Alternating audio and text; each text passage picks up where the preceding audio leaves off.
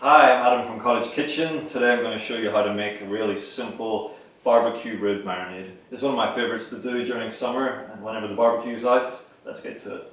Alright, so I've got the ribs here. The first thing I'm going to do with the ribs is remove a layer of sinew that all pork ribs have. Basically you want to remove this layer of sinew because it's going to be quite chewy and not so nice. So you want to get that one off. To do that, just grab up at the top, you can see, just get a hold of that and your fingers under. This is quite a fiddly little task, but if you can get it all off in one piece,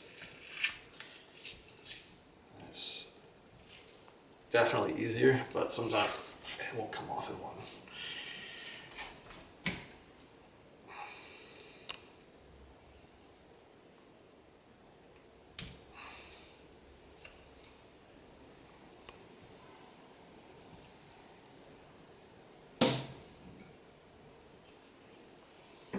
Alright, so when the sinew is gone, I'm just going to take these ribs and I'm going to cut them in half. Approximately here. Just going in between where the bone sits, just through the meat. Got it in half, like that. I'm going to put these into a bowl. So the ribs are in the bowl. Now, for this one I've got 4 sauces. The first sauce is ABC sweet soy sauce.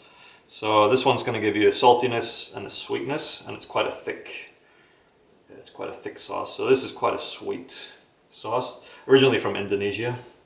So this one, approximate amount.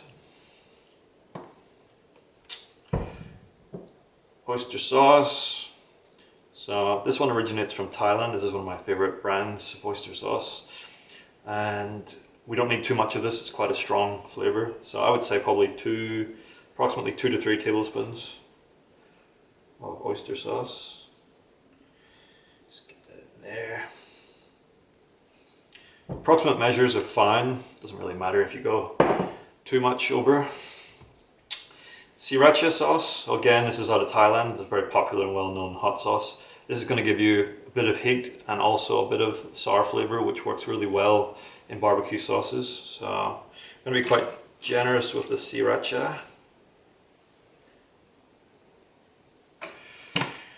And lastly, I've got this Golden Mountain seasoning sauce, also out of Thailand. And this is just a bit of extra seasoning, a bit of a saltier kind of flavor. Not too much of this one, again probably 2 to 3 tablespoons. Alright, that's it for the sauces. This is going to stay marinating in the fridge for at least 30 minutes, but it's probably better if you can do this the night before. Alright, so now we're out at the barbecue. The barbecue's heated up, the ribs have been marinating. I'm going to put these ribs on.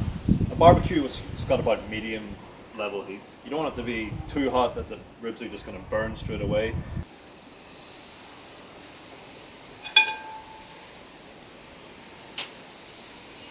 I'm just going to periodically add more of the sauce to the ribs as they're cooking.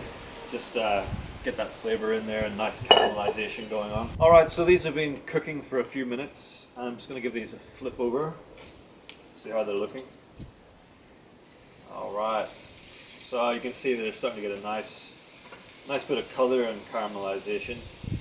With ribs or any meat that you put on the barbecue, you don't want to put it down and turn it over too quickly. Otherwise the meat can get stuck. You know, if you let it sit for a few minutes, it just gets that caramelization and the meat will actually lift off. And once you've got them flipped over once, this is where we've got some of the excess sauce. We're just going to put this on.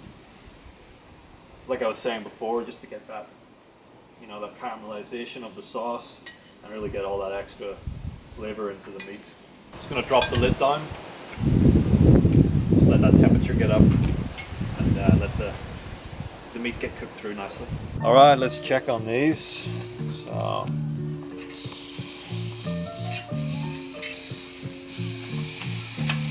yeah, these are starting to look nice now. And we're just going to repeat this process until you get a really nice level of caramelization on these ribs. You know, you can cook these a little bit longer than meat that isn't on the bun, and it's not going to dry out too quickly, and you're just going to get that flavor. You can serve these up with, you know, a nice summer salad, side of potatoes, you know, whatever you feel like having. So yeah, this is a really easy summer rib recipe. Give it a shot.